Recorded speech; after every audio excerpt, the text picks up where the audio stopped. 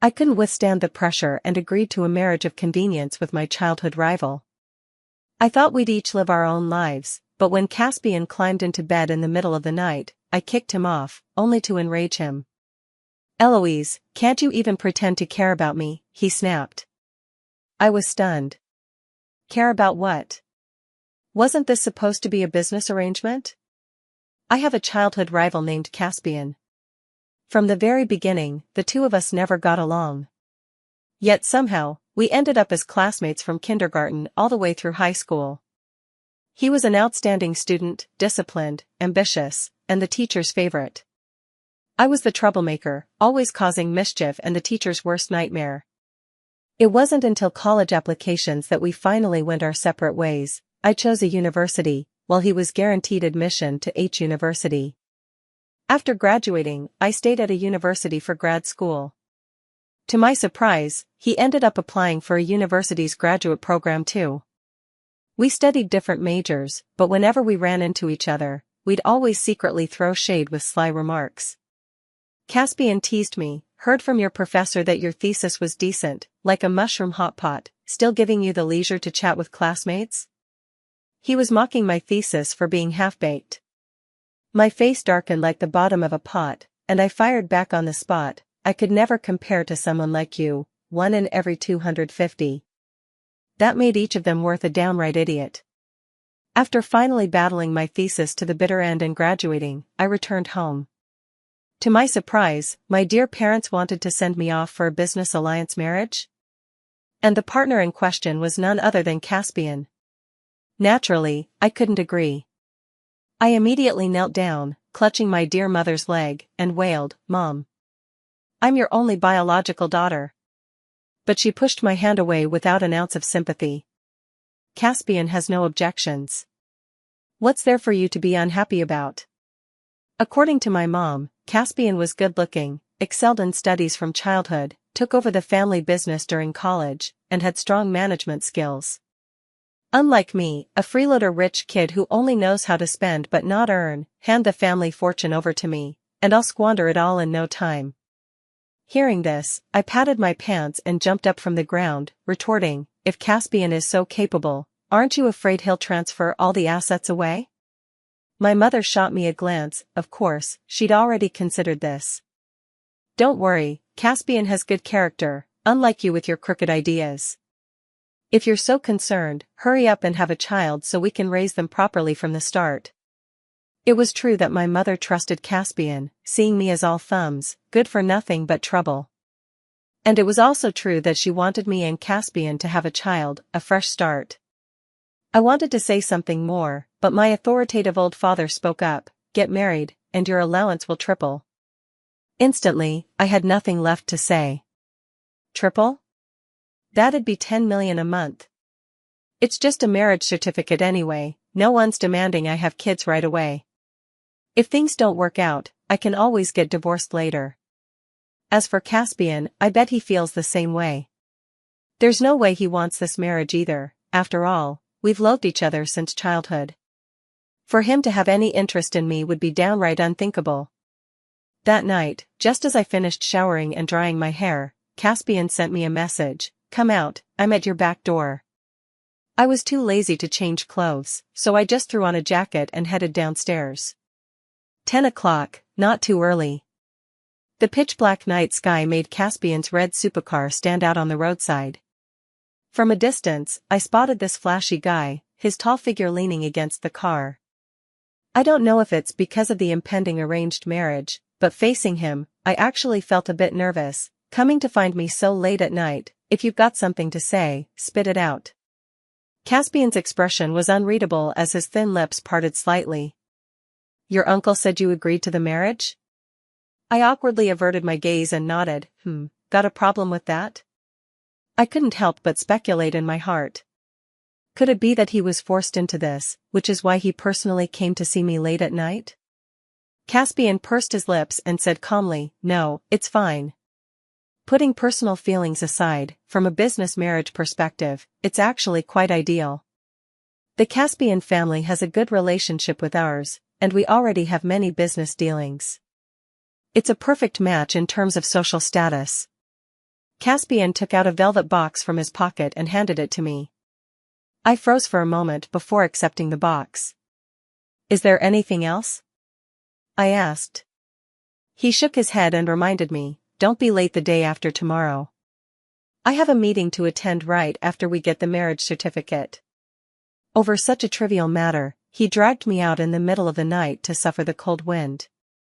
I twitched my lips and instinctively retorted, "How difficult it must be for a busy man like you to specially come and remind me."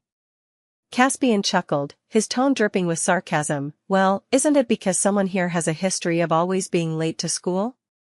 I couldn't be bothered to argue and turned to dash home. Late? Not a chance.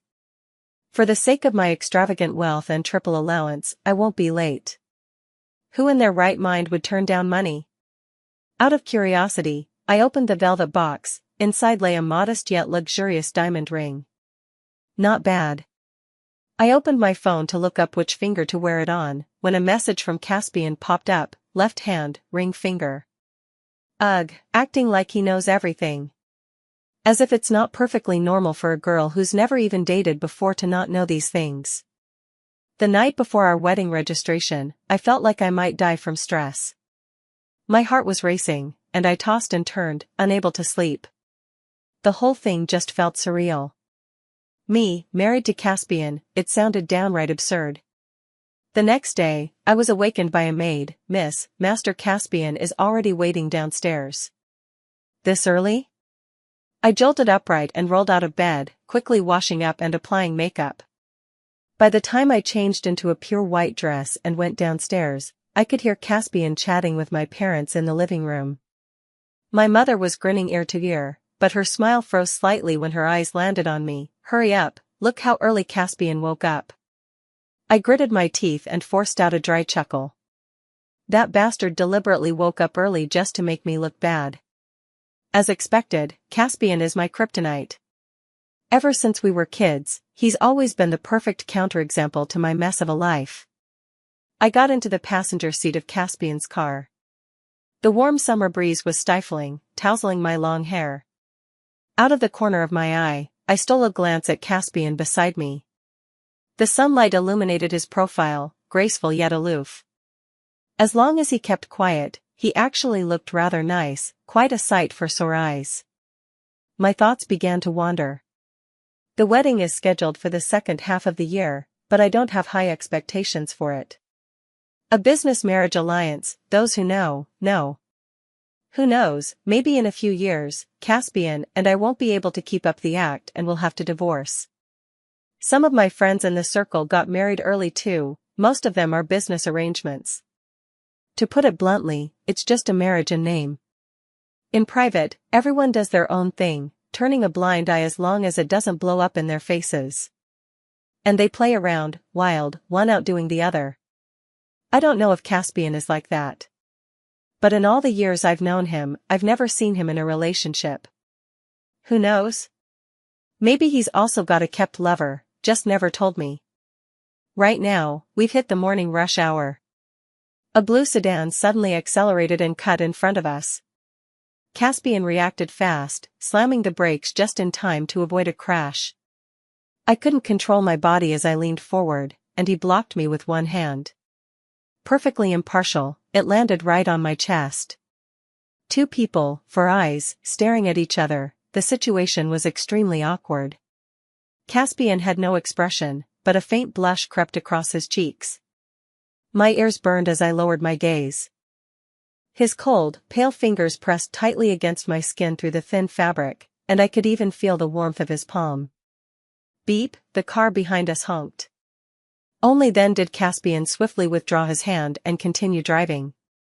The warmth from his palm on my chest still lingers, electric and tingling, teasing at my heart.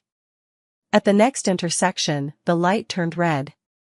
Caspian coughed twice, glancing at me. A typical glance, as I lowered my head to scroll through my phone, pretending to be an ostrich too scared to meet his gaze. Too awkward. In the past, I would have slapped him hard and yelled pervert. But now we're about to get married, and it wasn't intentional. Caspian kept staring at me, his coughing unrelenting, cough, cough. I looked up in confusion, letting my gaze linger on the mole on his neck to avoid awkwardness. Is your throat uncomfortable? You should go to the hospital when you have time. Caspian stopped coughing and fell silent for 2 seconds. I didn't mean to. Don't misunderstand. I know. Of course, he couldn't possibly have such thoughts about me. We're natural-born adversaries. As kids, we fought. As adults, we bicker. What decent person pulls a girl's hair? Caspian probably never even considered me female. In high school, the dean was cracking down on puppy love, and Caspian had anonymous love letters stuffed in his desk. I was called into the office by the dean for questioning, thinking I was a suspect. Unexpectedly, the dean wanted me to act as a witness. The first question was, you and Caspian are good buddies, do you know which girls he's been getting close to recently? The mention of girls around Caspian made my scalp tingle. Honestly, no exaggeration, they lined up from the classroom door all the way to the school gate. They kept asking me to pass their love letters to him, and it drove me crazy. Not wanting to offend anyone, I gave the dean a forward reply, too many to count. After that incident, my life was peaceful for a while.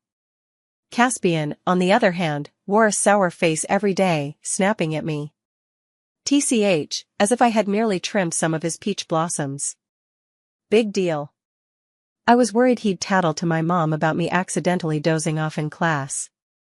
Secretly, I still collected a few love letters from girls and slipped them to him. All right, I won't interfere with your fish farming. Little did I know this petty guy would turn right around and report me to my mom. As a result, I was stuck in cram school the entire holiday. Caspian was afraid I wouldn't believe him, so when the car arrived, he explained again, the brakes were sudden, just instinct. He said it once, and then he repeated it. If I got angry, I'd seem petty. I waved my hand, speaking with a breezy, indifferent tone, no big deal. We're all adults, a little friction is normal. Normal? I don't know. If you want to ask about kissing and holding hands, you should ask Cece, she's the expert. As someone who spent every summer and winter break trapped in cram school and spent weekends gaming at home, when would I have had time to date? Caspian paused his steps, and I seized the opportunity to slip in ahead of him to get a number. Fine, I'm just petty. I'm not used to sharing the same space with him. My mind kept drifting to the sight of his slender, defined fingers. It was oddly unsettling. Calm down, it was just an accidental touch through clothing. Eloise, you're a grown woman now, don't overthink it. After giving myself a psychological pep talk and steadying my emotions, I went ahead and registered the marriage with Caspian. I still needed to take the certificate back to my dear old father to cash in on his promise. Caspian had given me a ride here, but remembering what he'd said the other night about having a meeting at 10 today, I wasn't shameless enough to ask him for a ride back. I pulled out my phone and opened a ride-hailing app. Caspian's voice suddenly sounded from behind me, running so fast, is something wrong? Gotta hurry home to get money. My finger hovered over the ride-hailing app, it's nothing, I'm just taking a cab home. I think I heard Caspian let out a cold chuckle. His hand reached out from behind me and snatched my phone, turning off the screen. Going home? I'll take you. Huh? Wasn't he supposed to be in a meeting? I looked up in surprise, perhaps because he was standing too close. I could faintly catch a whiff of fragrance near my nose. I'm not trying to be difficult. If he's late for his meeting, he can't blame me. A ready-made driver is a must-use. I opened the car door and casually slid back into the passenger seat. I went to bed later than a dog yesterday and got up earlier than a rooster today. As soon as I got in the car, I started feeling drowsy and fell asleep within minutes. When I woke up, it was already 40 minutes later. Staring blankly at the unfamiliar house in front of me, I asked, Caspian, where on earth have you driven us? His fingers flying across the phone screen as he typed, he replied indifferently, you're home. The password is my birthday. With that, the jerk threw me out of the car. The red sports car sped away, leaving behind a trail of exhaust fumes. Could this be Caspian's newly bought marital home? I intended to go in and take a look but realized I couldn't seem to recall Caspian's birthday. Damn it. Cece texted me asking to hang out tonight, you in? Same place as usual. The sun was blazing, and I wasn't in the mood to answer her question. Instead, I replied nonsensically, do you know Caspian's birthday? Cece replied instantly, spamming multiple question marks, are you out of your mind? You're going to prepare a birthday gift for Caspian? Everyone in our circle knows the relationship between Caspian and me. It'd be a miracle if I didn't play tricks on him, let alone getting him a birthday gift. A fine layer of sweat formed on my back as I grew uncomfortably warm. The dryness of my lips and my longing for an air-conditioned room made me type faster. No, it's not that. He and I just got our marriage license. The passcode for our new home is his birthday, and I forgot it. The typing status appeared on the other end. 5 minutes passed, and Cece still hadn't sent a single message. Resigned, I opened my chat with Caspian, preparing to ask the man himself. I was typing halfway when Cece directly called, who did you marry? Caspian? The Caspian I know? I quietly lowered my phone volume. That's not the point is I can't get into the house and I'm about to die from the heat. Cece's mind works faster than mine, check his ID number on the marriage certificate. I successfully entered the villa. The living room was spotlessly clean, clearly brand new. Going upstairs, I randomly chose a room that looked like the master bedroom. There's another door in the master bedroom, which opens to reveal a walk-in closet. One side of the wardrobe is hung with Caspian's clothes, while the other side remains empty. My eyes quickly scanned the room, and a pastel pink box in the corner caught my attention. The girly, delicate pink packaging felt completely at odds with Caspian's personality. The moment I opened the box, I regretted it instantly. Who would have thought someone as proper-looking as Caspian could be so wild and private? Inside the box lay a sheer, gossamer-like women's nightgown, along with several boxes of condoms. One of them had already been opened. OMG. OMG. And this was already used by Caspian. One of the condom boxes was empty, with just the packaging left inside. My face burned as I put the box back. God, the pajamas smelled like laundry detergent, and most importantly, no tags. Had he used them too? Who did Caspian use them with? His kept mistress? For all I know, they might have done unspeakable things right on that bedroom bed. At that thought, I immediately left the room and found a guest room to stay in instead. I simply couldn't stand being in that space. Coincidentally, my phone vibrated with a message from Caspian. Having just stumbled upon his secret, I felt guilty like a thief and almost dropped my phone to the ground. His cool voice echoed in the empty room, I've talked to my parents. Someone will bring your things back home this afternoon. The memory of that sexy black lace nightgown and his slender, bony hands flashed through my mind. Blushing with embarrassment, I replied, tell them to put my things in the guest room. I don't want to stay in the bedroom. A marriage of convenience, no emotions involved, that's the rule. But as a girl who had spent over a decade buried in books without ever dating, I couldn't help but feel curious and expectant about that sort of thing. I don't resist Caspian's face. I originally thought we could make do with each other. If nothing happened, that was fine. If something did happen, that would be nice too. Now, forget it. I'm not as broad-minded as I thought. I can't bring myself to sleep in the same room where he slept with other women. Cece had initially wanted to invite me out tonight, but upon hearing that I'd registered my marriage with Caspian, she was already on her way over to gossip. Beep, a pink Maserati honked at the villa gate. I fled the villa and got into the new passenger seat. Cece floored the gas, her driving style completely different from Caspian's. On the way, I briefly explained the ins and outs of what had happened. Cece kept exclaiming in shock, OMG. I didn't mention the sexy nightgown and condoms I'd found in the walk-in closet. Caspian had caught plenty of my weak spots before. This was the first time I had dirt on him, and I was determined to keep this secret safe. Next time he tattled to my mom, I'd make him regret it.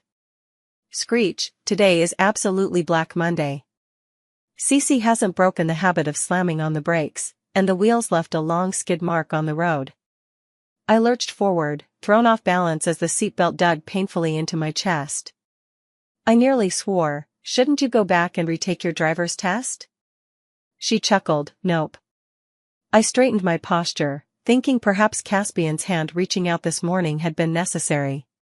Speaking of hands, I scolded myself inwardly, "Snap out of it, Eloise. Who knows how many plump organs those hands of his have groped." Disgusting. My face kept burning on and off since morning, the heat fluctuating from high to even higher. And now, it was happening again. The car remained still for a long time. I could feel Cece's gaze, burning, eerie, perverted, fixed on my chest. I hurriedly covered my chest. "What are you doing?" Cece shifted her gaze to my beet-red face and smirked pervertedly. "Eloise, I suddenly noticed your chest is quite big, sexy, round." She's such a pervert. Cece, aware her words touched on sensitive territory, lowered her voice. "Now that you're married to Caspian, how's the sleeping arrangement at night?" My heartbeat pounded, inching me closer to cardiac arrest. "Well, come on, you know how arranged marriages are. We'll sleep separately then." Caspian's tastes are too extreme for me. I still feel uncomfortable about it. Cece had this knowing look on her face, so I thought she actually understood. How naive of me, she just turned the steering wheel and drove down a different road. A lingerie store. And not your average lingerie store. Cece's understanding wasn't the kind I'd been talking about. Rows of lingerie, all seductive in style and uniquely designed, left me dazzled. The sales assistant specifically mentioned that custom orders were available for special requests. Cece smirked mischievously as she handed me one of the pieces. "How about this? You'll have Caspian, that old virgin, wrapped around your finger in no time." The one she shoved into my hands happened to be a black lace negligee. While not identical to the one at home, it was a nearly perfect match in style. I resisted, hanging the nightgown back on the rack. It wasn't the clothing itself I objected to, but the color. It only dawned on me today that I have an emotional aversion to certain things. I despise used nightwear. I despise a Caspian who's already been used by someone else. Cece didn't notice my reaction and handed me a purple one instead. "This one. It's absolutely perfect." The pajamas in my hands felt scorching hot, and the girl next to me caught my attention. She picked up the black lace pajamas I had just put back and said to another girl, "How about this one?" He was quite satisfied with the black one last time. Then just buy another one. After all, it's the young master of Harrington Group footing the bill. The young master of the Harrington Group? My mind instinctively jumped to Caspian, sending a jolt through my nerves like a surge of high-voltage electricity. I couldn't help but take a closer look at that girl. She had long, wavy brown hair, a delicate face, and softly curved brows and eyes. Her entire demeanor exuded warmth. Her friend gazed at her with envy. "You really are lucky. I wish I could meet a young master from the Harrington Group like that too." Hearing Harrington Group made my heart sour. Aside from Caspian, who else could the young master of the Harrington Group be? And she definitely looked like Caspian's type. When I first entered high school, Caspian quickly became the star of the campus due to his outstanding looks and excellent grades. My frequent interactions with him drew dissatisfaction from some. "Eloise, stay away from Caspian, got it? Don't think for a second he'd ever be interested in someone like you.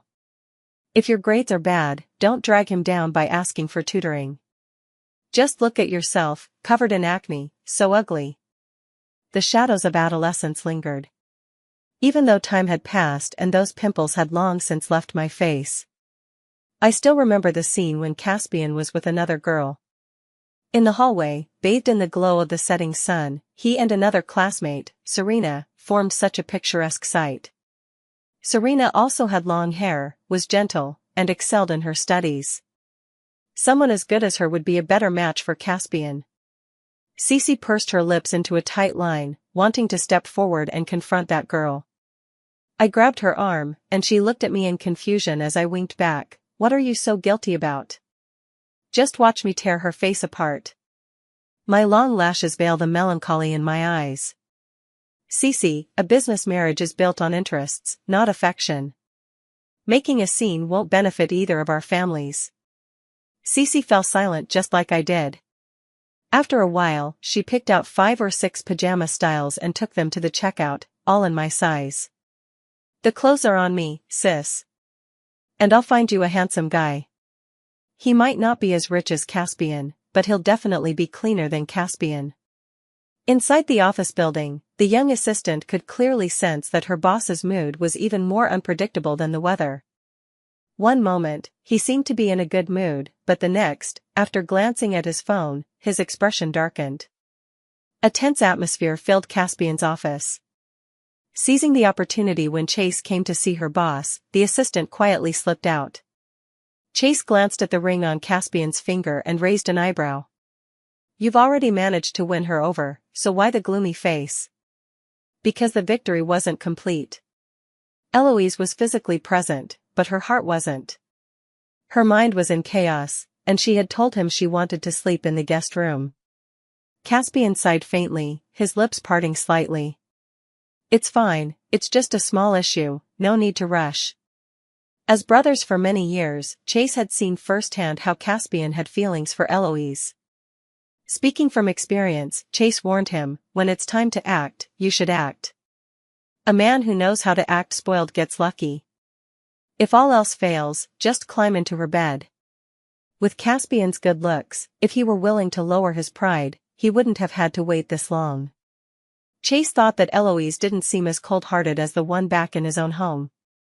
Caspian frowned and coldly refused without hesitation, I have my pride, I don't do disgraceful things.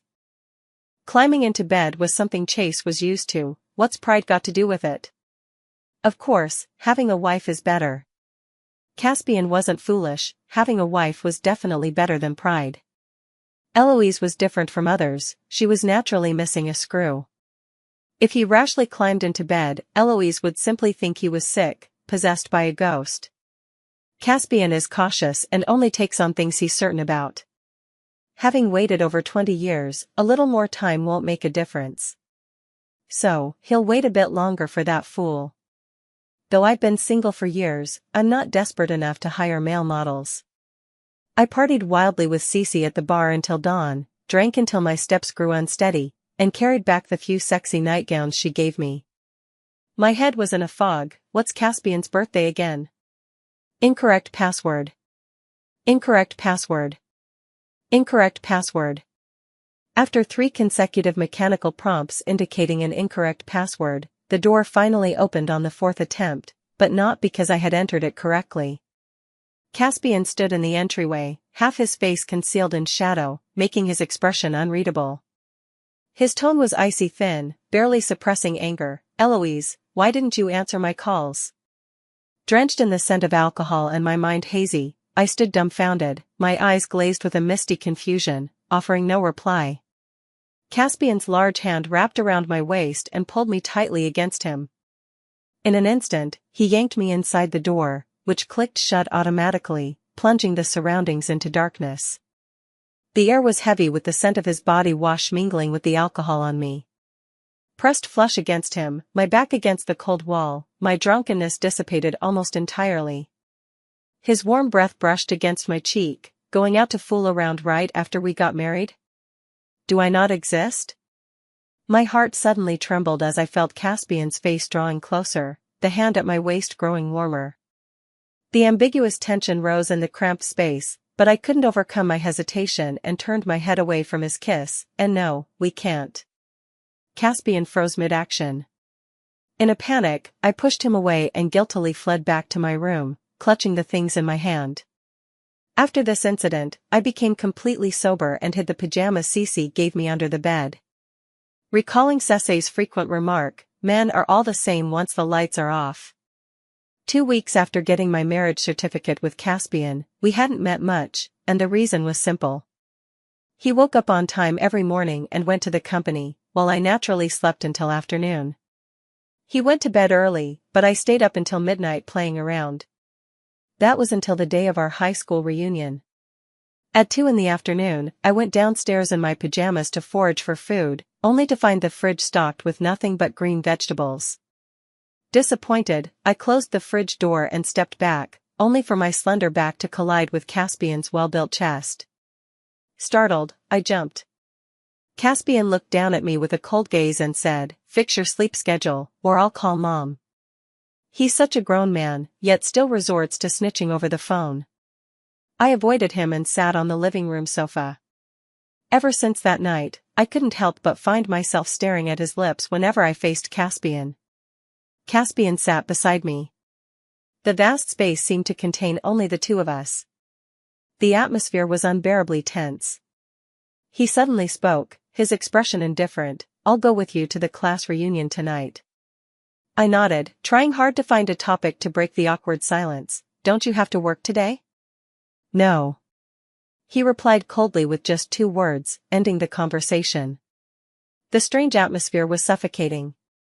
After ordering takeout, I ran back to my room to hide. I had this illusion that Caspian seemed to be staring at me all day, his gaze intense and deep, which felt rather unusual. In the evening, Caspian knocked on my door. He wasn't dressed in formal attire but had changed into casual clothes, adding a touch of softness to his demeanor. "Are you ready?" he asked. I instantly dreamt back to Caspian in high school, when he often dressed like this. I put on a light makeup and wore a pale blue floral dress. "All right." As I walked past Caspian, he grabbed my wrist firmly, his eyes lowered and his expression slightly darkened.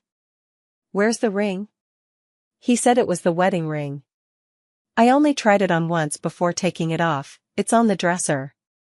"I'll go put it on now." The ring symbolizes status. Since we've already entered this marriage alliance, we might as well maximize the benefits. Perfect timing. The people in our social circle don't even know we're married. No wonder Caspian wanted to go with me today. This must be why. I spent the last 2 years studying in City A, so I never attended any high school reunions. Other than Cece and 2 other female classmates I was close with, I basically lost touch with everyone else. The gathering was set at a KTV.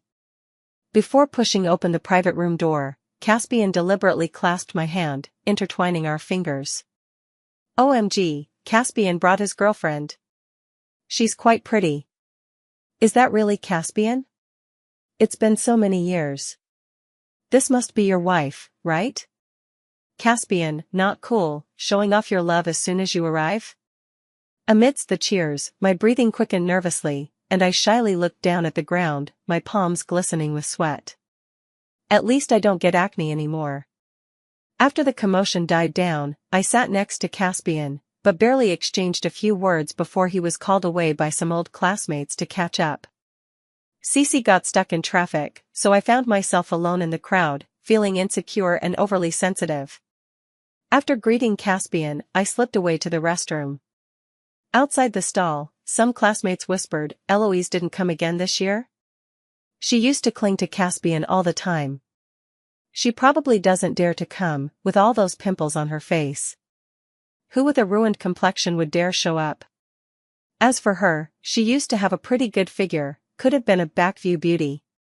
But then she got sick in our 2nd year of high school, took some medicine, and ended up gaining over 10 pounds. The girls seemed to recall something and burst into laughter in perfect sync. Shadows enveloped me as a bitter lump rose in my throat. I struggled to speak, lacking the courage to utter even a word of rebuttal. A sharp voice cut through, stopping them in their tracks. "We're all girls here. Breaking out and gaining weight during puberty is completely normal. There's no need to mock anyone." The person speaking was Serena. She was still as beautiful as ever, having shed the youthful naivety of high school, growing even more elegant and refined. One of the girls, having been embarrassed by Serena, snapped back, "What's with the holier-than-thou act? Back in high school when Caspian gave you a love letter, you pretended to be above it all. Then after graduation, when you confessed to Caspian, didn't you just get rejected?" Caspian gave Serena a love letter? So he really did have feelings for her. Well, now Caspian's married. Too late for regrets.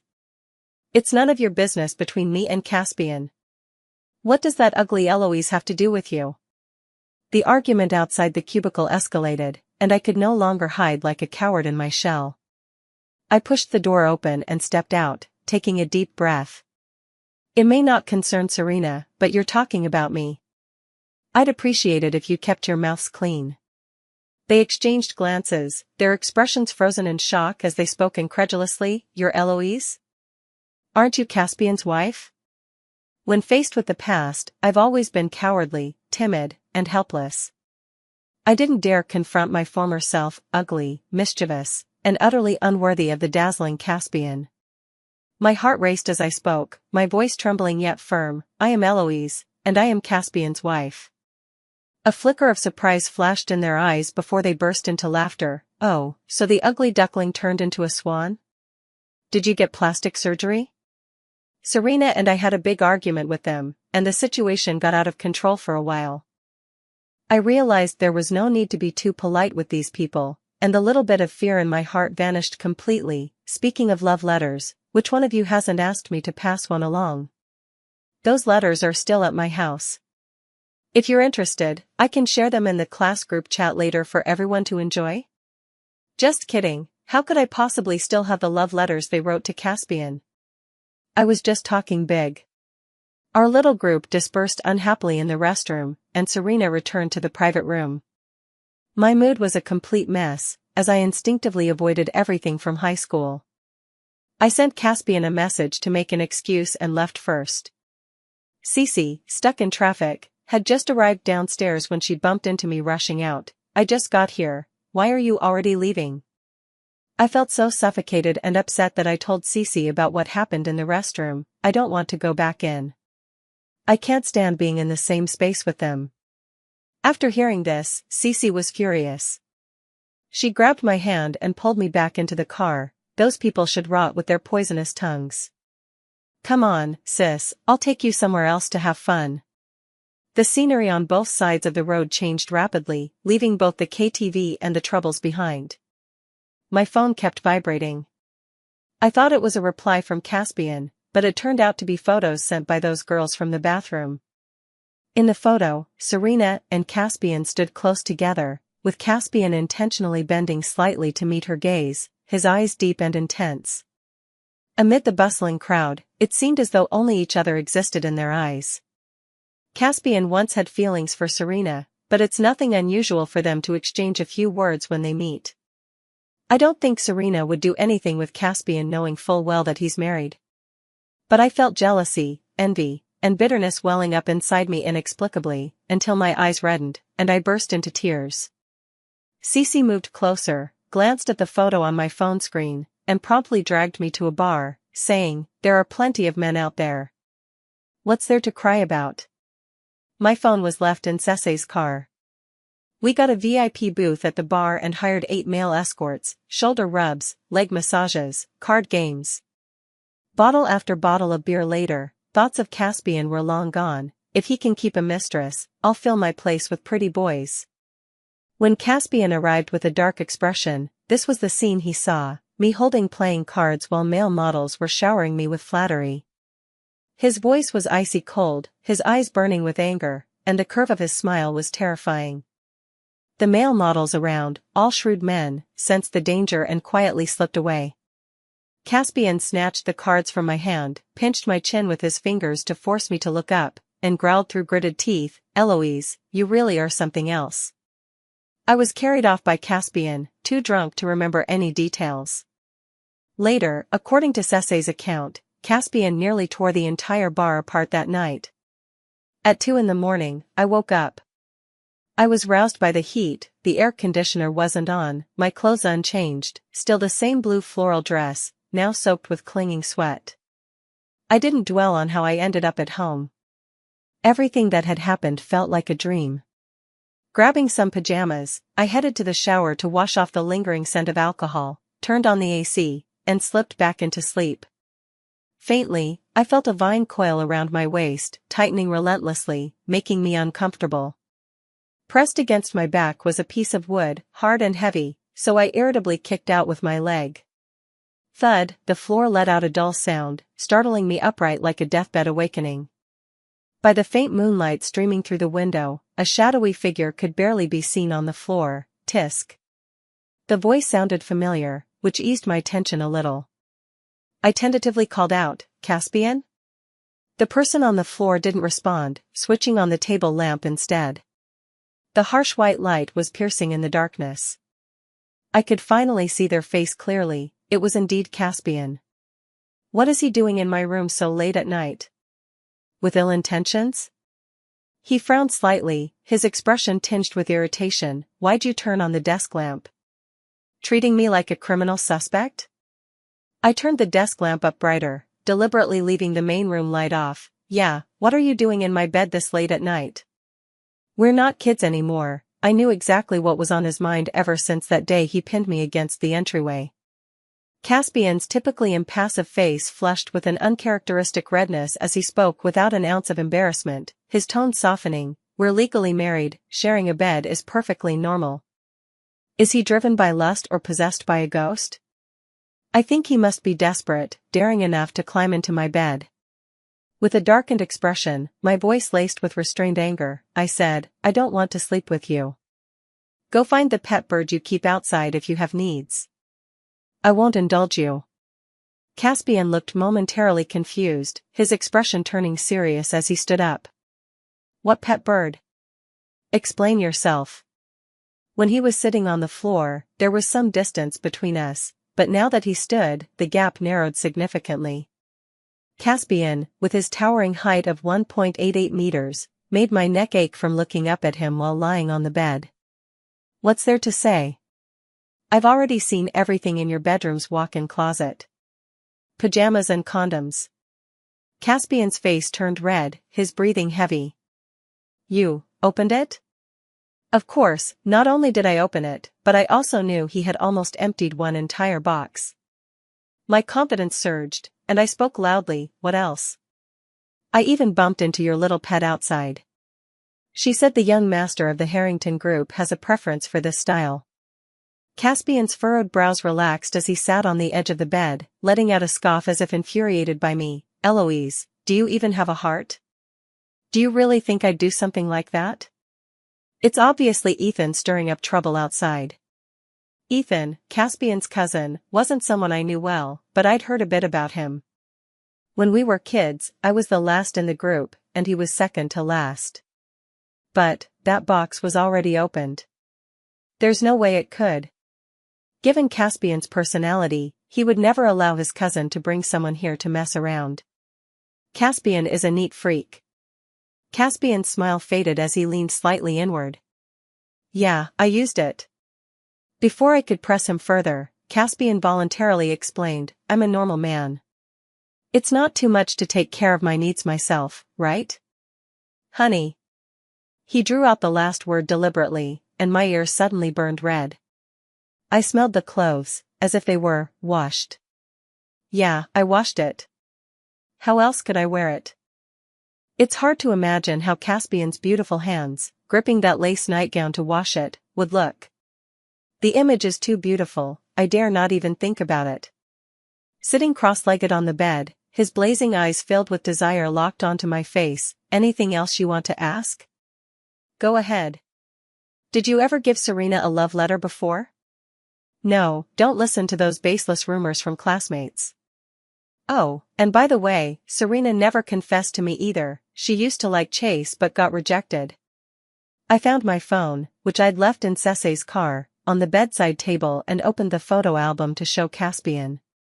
He pressed his lips together, his expression cold and stern. The KTV was too loud, so we were talking about you. Me? The incident where you argued with someone in the bathroom, and also the fact that I like you. Caspian said this very naturally, as if discussing today's weather. He must be possessed by a ghost. I was contemplating whether to invite a priest tomorrow to take a look, but Caspian wrapped his arms around my slender waist from behind, pulling me into his embrace. I'm not possessed by a ghost, I just like you. My eyes moistened, my voice trembling slightly. Caspian. I was very unattractive in high school. Caspian's hand roamed slightly around my waist, not as ugly as you setting the dog on me when we were kids. The tears that were about to fall because of his confession instantly retreated, and I jabbed my elbow back hard. Caspian anticipated my move, grabbing my arm and resting his head on my shoulder. I haven't even settled the bar tab with you yet, and you're attacking me first? Remembering those absurd few hours at the bar, I swallowed nervously with a pang of guilt. Caspian pinned me down, restraining my limbs, and coaxed, "Darling, is this okay?" The hard presence pressing against me made it clear. Before I could speak, Caspian released me and left the room. Just like that, he walked away? Could it be that Caspian isn't up to it? 10 seconds later, seeing the pink box in Caspian's hand, I finally understood what he'd gone to do. As he climbed onto the bed, his gaze swept under it, and my heart sank. But Caspian had already pulled out the box I'd hidden under the bed. Holding back laughter, he teased, "Eloise, who knew you were so shameless?" I pulled the blanket over myself, rolling up like a pastry and covering myself tightly. "Who's shameless?" "You. If you're like this, then get out." Caspian climbed onto the bed and swiftly stripped the blanket off me, pressing down on me with heavy enunciation. "Wife, licensed to operate, shall we fulfill our marital duties?" Caspian had a strong learning ability, and it applied to other areas as well. I slept until the next evening, and when I woke up, everything in the room except the pillows and blankets was gone. Caspian had moved all the stuff to the master bedroom while I was asleep. 6 months later, my wedding with Caspian went ahead as scheduled. My parents held his hand, affectionately calling him "dear son-in-law" repeatedly, almost tearing up on the spot. I felt like I was the freebie that came with a phone plan. After dealing with the guests, we got home close to midnight. As I was changing my shoes by the entrance, Caspian wrapped his arm around my waist and pressed close, his voice hoarse and alluring. "Wife." I quickly reacted by placing a finger on his sexy lips to stop him. "Not tonight." Caspian bent down to pick me up and carried me upstairs barefoot, my abandoned high heels left on the floor. I shot him a coquettish glare, slightly annoyed. "Caspian." He lowered his head to kiss my forehead and carried me into the bathroom. "It's past midnight. You stood me up yesterday, but you can't today." "Caspian, you're such a jerk."